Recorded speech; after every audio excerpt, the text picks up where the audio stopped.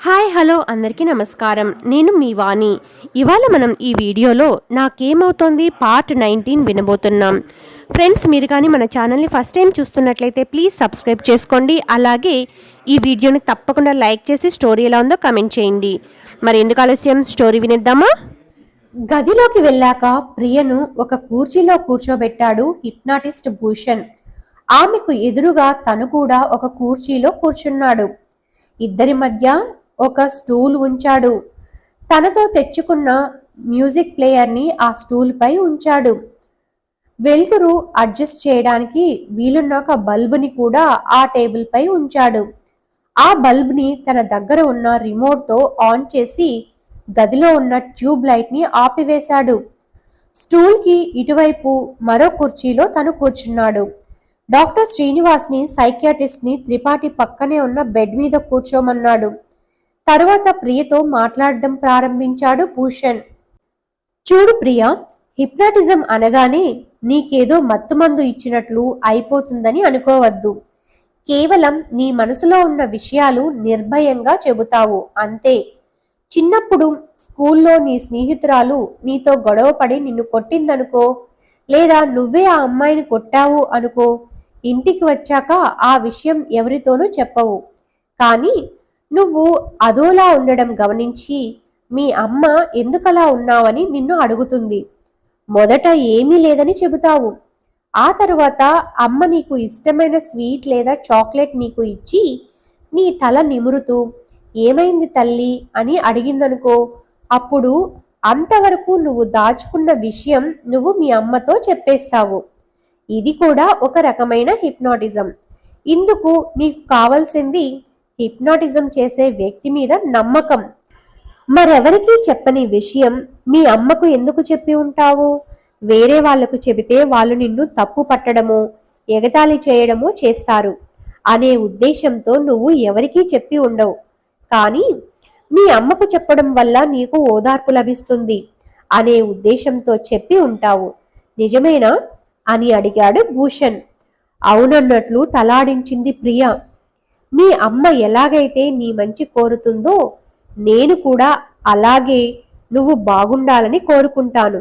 నేనే కాదు, డాక్టర్ శ్రీనివాస్ గారు, త్రిపాఠి గారు, బయట ఉన్న డాక్టర్ శ్రీదేవి గారు, అలాగే నీ ఫ్రెండ్స్ ప్రవళిక, అలాగే ఉదయ్లు అందరం నీ మంచి కోరుకునే వాళ్ళం.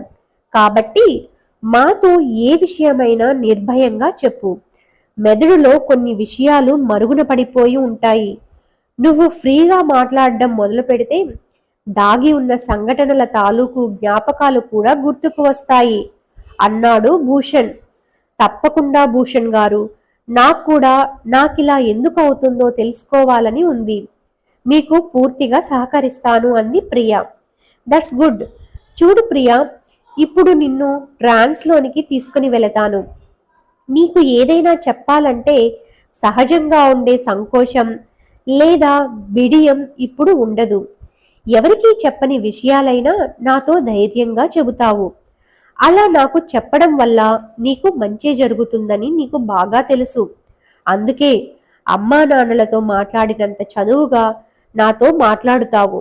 కొన్ని విషయాలు పేరెంట్స్తో చెప్పకపోయినా స్నేహితురాలికి చెబుతావు. అటువంటి విషయాలు చెప్పేటప్పుడు నన్ను నీ బెస్ట్ ఫ్రెండ్గా అనుకో. ఇప్పుడు ఈ స్టూల్ పైన ఉంచిన బల్బ్ వంకే ఏకాగ్రతతో చూడు. మధ్యలో తల తిప్పకు. ఈ వెలుతురును కొద్ది కొద్దిగా తగ్గిస్తూ వస్తాను. నువ్వు నిద్రపోయేటప్పుడు నీకేమీ కనిపించదు కదా. అలా కొంతసేపటికి ఈ వెలుతురు పూర్తిగా తగ్గిపోతుంది. ఈ మ్యూజిక్ ప్లేయర్ నుంచి వస్తున్న సౌండ్ కూడా క్రమంగా తగ్గిపోతుంది. అప్పుడు నీకు మా ముగ్గురి మాటలు తప్ప మరేమీ వినిపించవు. మేము అడిగిన వాటికి అన్నిటికీ నిజమైన సమాధానాలు ఇస్తావు. మా దగ్గర నీకు ఎటువంటి దాపరికము ఉండదు అని చెప్పాడు. తరువాత తన దగ్గర ఉన్న రిమోట్తో ఆ బల్బ్ వెలుతురు క్రమంగా తగ్గేటట్లు అరేంజ్ చేశాడు. అలా ఆ బల్బ్ వెలుతురును 15 నిమిషాల పాటు నెమ్మదిగా తగ్గేటట్లు చేశాడు. మ్యూజిక్ ప్లేయర్లోని సౌండ్ కూడా అలాగే క్రమక్రమంగా తగ్గించాడు. మధ్య మధ్యలో తన గొంతు వినిపిస్తూ తన మాటలు తప్ప మరేమీ నీకు వినపడని అని చెప్పాడు. క్రమంగా ప్రియ ట్రాన్స్లోకి వెళ్ళింది. గదిలోని ట్యూబ్ లైట్ను ఆన్ చేశాడు భూషణ్. ప్రియ కళ్ళు మూసుకొని ఉంది. మ్యూజిక్ ప్లేయర్ సౌండ్ని పెంచాడు. అయినా ఆమెలో చలనం లేదు. ప్రియ పూర్తిగా హిప్నటైజ్ కాబడిందని గ్రహించాడు శ్రీనివాస్ త్రిపాఠి. మ్యూజిక్ ప్లేయర్ సౌండ్ని మరింత పెంచి చాలా చిన్న స్వరంతో ప్రియా అని పిలిచాడు భూషణ్. చెప్పండి భూషణ్ గారు అంది ప్రియ. మ్యూజిక్ ప్లేయర్ని ఆఫ్ చేశాడు భూషణ్. ఇంతసేపు ఏ పాట వచ్చిందో చెప్పగలవా అని అడిగాడు. నాకేమీ వినబడలేదు అంది ప్రియ. తరువాత భూషణ్ తను తీసుకువచ్చిన హెల్మెట్ లాంటి పరికరాన్ని ప్రియ తలకు అమర్చాడు. దాని తాలూకు వైర్లను ఒక్కో పోర్టబుల్ మానిటర్కి బిగించాడు. ప్రియ ట్రాన్స్లోంచి బయటకు రాకుండా మధ్య మధ్యలో తన గొంతును వినిపిస్తున్నాడు. తరువాత ప్రియ నుండి విషయాలు రాబట్టడానికి సంభాషణ ప్రారంభించాడు. నీ డేట్ ఆఫ్ బర్త్ గుర్తుందా అని అడిగాడు ప్రియని. టక్కున చెప్పింది ప్రియ. గుడ్ ప్రియా, చూసావా నీ మెమరీ మామూలుగానే పనిచేస్తోంది అని అభినందించి తరువాత ప్రియ తల్లి పేరు, తండ్రి పేరు, భర్త పేరు, తను చదివిన స్కూల్ పేరు, కాలేజ్ పేరు ఇలాంటివి వరుసగా అడిగాడు. అన్నిటికీ వెంటనే సమాధానమిచ్చింది ప్రియ. ఆసక్తిగా హిప్నాటిజం ప్రక్రియని చూస్తున్నాడు డాక్టర్ శ్రీనివాస్. భూషణ్ అడిగే ప్రశ్నలకు వెంటనే సరైన సమాధానం చెప్పేలా ప్రియ మైండ్ని భూషణ్ సెట్ చేసినట్లు గ్రహించాడు. తరువాత భూషణ్ మాట్లాడుతూ, కొంతమందికి అసాధారణమైన ప్రతిభ ఉంటుంది. ఏదైనా పుస్తకం ఒకసారి చదివితే జీవితాంతం గుర్తు పెట్టుకోగలరు కొందరు. ఆ పుస్తకానికి సంబంధించి ఏ విషయం అడిగినా చెప్పగలరు. ఇంకొంతమంది జీవితంలో పరిచయమైన ప్రతి ఒక్కరిని ఎప్పటికీ గుర్తు పెట్టుకోగలరు. ఇలా ఒక్కొక్కరికి ఒక ప్రతిభ ఉంటుంది. అలా నీకు ఏదైనా ప్రతిభ ఉందా? ఉంటే ఏ విషయంలో ఉంది? కాస్త ఆలోచించుకుని చెప్పు అన్నాడు. ప్రియ కొద్దిసేపు ఆలోచించి, అలా ఎక్స్ట్రా టాలెంట్ నాకు ఉన్నట్లు ఎప్పుడూ అనిపించలేదు. అందరూ అమ్మాయిల్లాంటి దాన్ననే అనుకుంటున్నాను అని సమాధానమిచ్చింది. కొంతమందికి వాళ్లకు ఉన్న టాలెంట్ గురించి తెలియదు. నువ్వు అలాంటి దానివే. ప్రపంచంలో ఎవరికీ లేని అద్భుతమైన శక్తి నీకు ఉన్నట్లు మాకు అనిపిస్తోంది. బాగా ఆలోచించుకుని చెప్పు.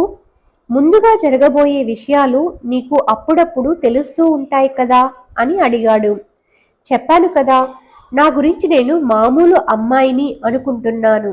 అలాంటి శక్తి ఉన్నట్లు నాకు ఎప్పుడూ అనిపించలేదు చెప్పింది ప్రియ.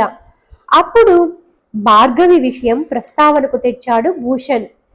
నీ గురించిన వివరాలన్నీ డాక్టర్ శ్రీనివాస్ గారి ద్వారా తెలుసుకున్నాను. మీ స్నేహితురాలు భార్గవి తన మేనమామ చేత హత్యకు గురైంది కదా.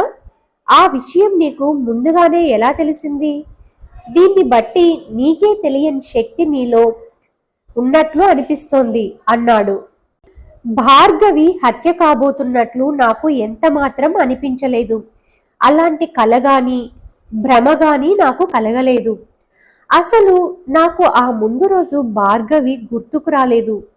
కేవలం నా మేనమామ నన్ను చంపాలని చూసినట్లు మాత్రం నాకు అనిపించింది.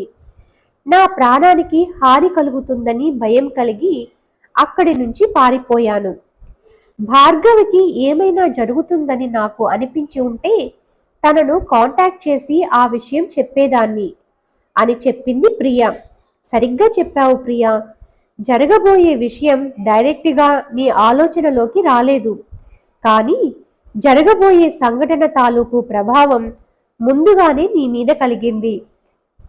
తన ఇంట్లో ఉన్న యువతి పైన ఆమె మేనమామ అత్యాచార యత్నం చేయడం, అది ఫలించకపోవడం, తనెవరో తెలిసిపోతుందన్న భయంతో ఆ యువతిని అతడు హత్య చేయడం, ఇదంతా భార్గవి విషయంలో జరిగింది. అవన్నీ అదే రీతిలో నీ విషయంలో జరిగినట్లుగా నీ ఊహకు ఒకరోజు ముందుగానే వచ్చింది. ఇది ఖచ్చితంగా నీలో దాగి ఉన్న శక్తి వలనే జరిగింది. ఆ రోజు సరిగ్గా ఏం జరిగిందో, నీ ఆలోచనలు ఎలా ఉన్నాయో కాస్త గుర్తుకు చేసుకుని చెప్పగలవా? చెప్పడానికి ఇబ్బంది కలిగినప్పుడు ఆపేయి. నిన్ను ఇబ్బంది పెట్టడం నా ఉద్దేశం కాదు అన్నాడు భూషణ్. మీరంతా నా మంచి కోరేవారని నాకు తెలుసు. ఆ రోజు జరిగిన సంఘటనలు గుర్తుకు చేసుకుంటాను అంది ప్రియ. మానిటర్లో కనిపిస్తున్న ఆమె భావోద్రేకాల తాలూకు హెచ్చు తగ్గులను గమనిస్తున్నాడు భూషణ్. ప్రియ కళ్ళు మూసుకుని ఉన్న రెప్పల మాటున ఆమె కనుగుడ్లు అటూ ఇటూ కదులుతున్నట్లు గ్రహించాడు. అంటే ఆమె ఉద్రేకానికి లోనవుతోందన్నమాట. శ్రీనివాస్ వంక చూసి ఆ విషయం చెప్పాడు భూషణ్. వెంటనే శ్రీనివాస్ మాట్లాడుతూ, ప్రియా, నేను డాక్టర్ శ్రీనివాస్ని. నువ్వు కూల్గా ఉండు, నీకేమీ కాదు. నేను పక్కనే ఉన్నాను. నార్మల్గా ఉన్నప్పుడు జరిగిన విషయాలను ఎలా గుర్తు చేసుకుంటావో అలానే అనుకో అని అన్నాడు. అతని గొంతు విన్న తర్వాత ప్రియ కనుగుడ్లు తిరగడం ఆగింది. ఆమె ట్రాన్స్లోనే ఉందని, కానీ టెన్షన్ పడడం లేదని అందరూ గ్రహించారు. ఆ రోజు జరిగిన సంఘటనల గురించి గుర్తుకు తెచ్చుకుంది ప్రియ. హఠాత్తుగా నాకు ఒక విషయం గుర్తుకు వస్తోంది. ఆ టూర్కి వచ్చిన వాళ్ళలో జయంత్ అని ఒక అబ్బాయి ఉన్నాడు. అతను చాలా డల్గా ఉండడం గమనించాను. మేము బీచ్కి వెళ్ళినప్పుడు అతను దూరంగా కూర్చొని కళ్ళు ఒత్తుకుంటున్నట్లు నాకు అనిపించింది. ఆ విషయం మిగతా స్నేహితులతో చెప్పాను. కొందరు అతని దగ్గరికి వెళ్ళి చూశారు. అతను మామూలుగానే ఉన్నట్లు నాకు సైగ చేశారు. ఆ తరువాత నేను ఆ విషయం పట్టించుకోలేదు. ఆ రోజు రాత్రి నాకు మళ్ళీ అతను గుర్తుకు వచ్చాడు. నిజానికి అతను తనకు ఒకసారి ప్రపోజ్ చేసినట్లు భార్గవి నాతో ఒకసారి చెప్పింది. కానీ ఇంట్లో వాళ్ళు మేనమామ కొడుకుని అనుకుంటున్నారు. అందుకని అతనికి ఏమీ చెప్పకుండా దాటవేశానని నాతో అంది భార్గవి. నీకు కూడా ఇష్టమైతే ఓకే చెప్పకపోయేవా అన్నాను నేను. అమ్మో, పీక పిసికేయరు అంది భార్గవి నాలుక బయటపెట్టి. నిజానికి ఆ సంభాషణ జరిగినప్పుడు భార్గవి నవ్వుతూ నాలుక బయట పెట్టింది. కానీ ఆ రాత్రి నేను గుర్తు చేసుకున్నప్పుడు ఎవరో తన పీక పిసుకుతున్నప్పుడు నాలుక బయట పెట్టినట్లు అనిపించింది. చెప్పడం ఆపింది ప్రియ. ఆమె చెప్పేది వింటున్న అందరికీ ఉద్వేగంతో రోమాలు నిక్కబొడుచుకున్నాయి. Thanks for watching friends. Next పార్ట్ని మన ఛానల్లో వెంటనే అప్లోడ్ చేస్తాను. ఈ వీడియోని తప్పకుండా లైక్ చేసి స్టోరీ ఎలా ఉందో కమెంట్ చేయండి. అలాగే మీ సజెషన్స్ మాకు ఎంతో విలువైనది కాబట్టి ఏదైనా సజెషన్ చేయాలన్నా, అలాగే మీకు ఎలాంటి స్టోరీస్ కావాలన్నా మాకు కమెంట్లో తెలియచేయండి. Thanks for watching.